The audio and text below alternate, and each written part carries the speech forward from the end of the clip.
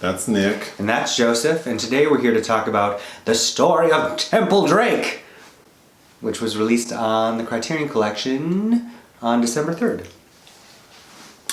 This film is based on a book by William Faulkner. A 1931 sensational, sordid, tawdry novel that Faulkner wrote as a way to, I think, basically write a pulp fiction mainstream hit, since his previous novels weren't bestsellers. So why is this film notable?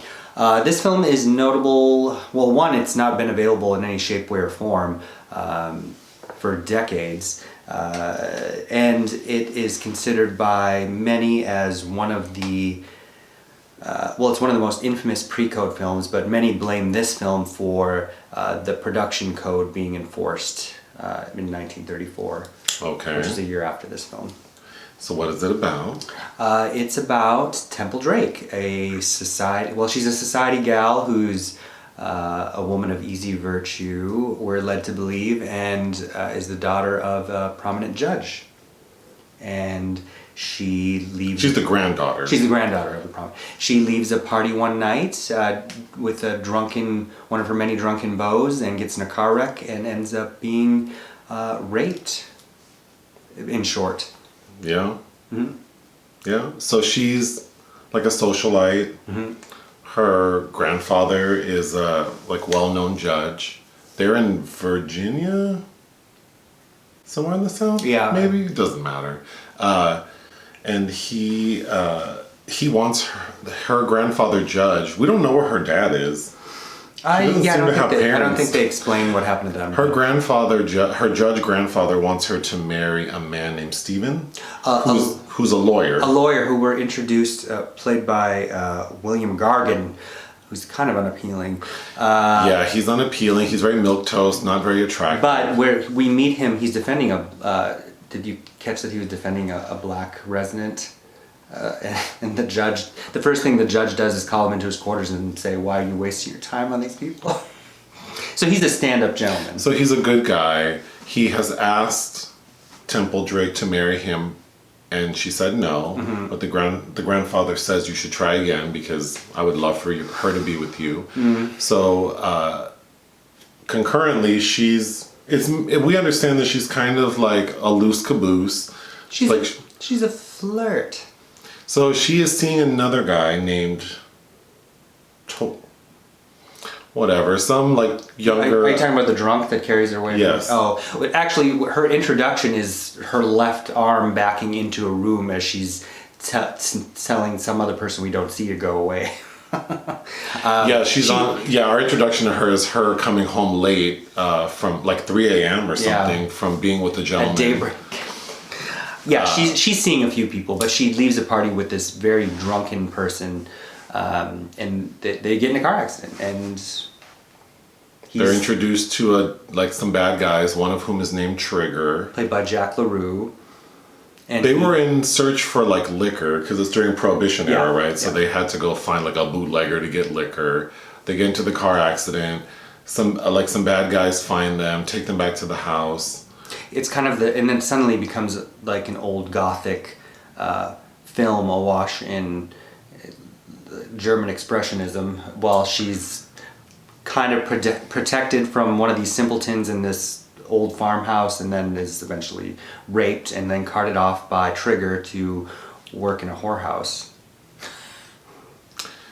So one of the men where she was being kept overnight ends up being murdered. So there's a trial, and Temple Drake's, not fiance, but the man who wants to be her fiance, Stephen, the lawyer, is representing the case as a defense attorney. Yeah. So he is tipped off to Trigger. He goes to find Trigger and sees that Temple Drake is with him. So he attempts to rescue her, but she rebuffs him because she knows that Trigger will kill him. So she's trying to protect him, but at the same time she breaks his heart. So he gets a subpoena. He gets her subpoenaed to the trial. The judge grandfather is super upset because he says it'll shame the family. But you're leaving out the fact that she said that she wanted to be there with Trigger, And then when the lawyer leaves, she ends up killing Trigger. Because he won't let her. Because he won't let her go. So ultimately she ends up like going in front of the judge to give her testimony. She has a breakdown because she tells Stephen, I'm not going to testify because I killed Trigger and I don't want to get in trouble. But she ends up breaking down and telling her truth, and that's the end of the film. So I'm surprised that it was this difficult to explain the plot because this movie is so simple, so basic. The plot is very linear. There are no reveals. It's not thrilling or suspenseful. It sounds a lot more seductive and tawdry than it is. I understand for standards back in 1931, it was very salacious, but it is very basic. I didn't care for this film. It's important and an interesting conversation piece, but... Well, I think that's why it's still worth talking about, and hence why it is been entered into the Criterion Collection. Yeah, so it is, I think it has a lot of importance, but just attempting to explain the plot and being so difficult, I think it's a testament to how uninteresting the story is. Sure, but Faulkner wrote Sanctuary as... Sanctuary is the book this film is based on. As a piece of shock. It's all... what's the word I'm looking for? I don't know. But whatever you're about to say will make sense because you're relating it to when it was written and the time. And so it makes sense for the time and it's relevant. And I think it's a good conversation piece. And it's important, especially if you're having conversations about censorship. This movie is an important one to... So the Hollywood Production Code was actually written in 1930. It became enforced in 1934. So a lot of the films that were made in this period were all remade in the 40s with the prostitution and the drugs and the alcohol all vaguely sanitized. Like, prostitutes became singers. While I was watching, I wanted to watch this for years, and I'm glad that I finally have had the opportunity. I think it is a great way to resuscitate Miriam Hopkins, who plays Temple Drake, because previously I think she's known as like a footnote in the career of Bette Davis because of their they had an ongoing feud in the 40s because they started together in The Old Maid and Old Acquaintance. And Miriam Hopkins is also in what I consider to be the superior version of Dr. Jekyll and Mr. Hyde from 1931, directed by Ruben Mamoulian. While I was watching this, I couldn't help but think of how it pales really in comparison to some really subversive pre-code films like Rain with Joan Crawford or Babyface with Barbara Stanwyck. And I also was struck by how much the plot resembles a British film noir from 1948 called No Orchids for Miss Blandish, which, going back and looking that film up again, also starred Jack LaRue in a very similar character who they kidnap an heiress and she ends up having Stockholm Syndrome, which was remade by Robert Aldrich as The Grissom Gang in '71. So, and also I think what we need to... There was a lot that was left out of the novel that's not in Temple Drake.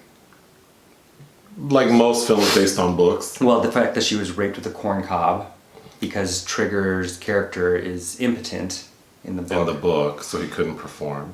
Which I think Claire Denis did a film in 2013. Which we don't know that wasn't the case in the film because they don't show or describe anything. No, because they couldn't. They don't even say in the trial that she was assaulted by him. We only know that because there's a scene where he sneaks into her sleeping quarters and then you hear a scream. But we don't know what he did to her. So, Which in Claire Denis' Bastards, somebody gets raped with a corn cob, and I think, now looking back, I feel like that was kind of an homage to... The book? The book, Faulkner's book. But talking about the film and how it was photographed by Karl Struss, the German photographer who did Murnau's Sunrise. The director was Stephen Roberts, who died at the age of 40, only 3 years after this film. So I don't think he really had the chance to make a mark.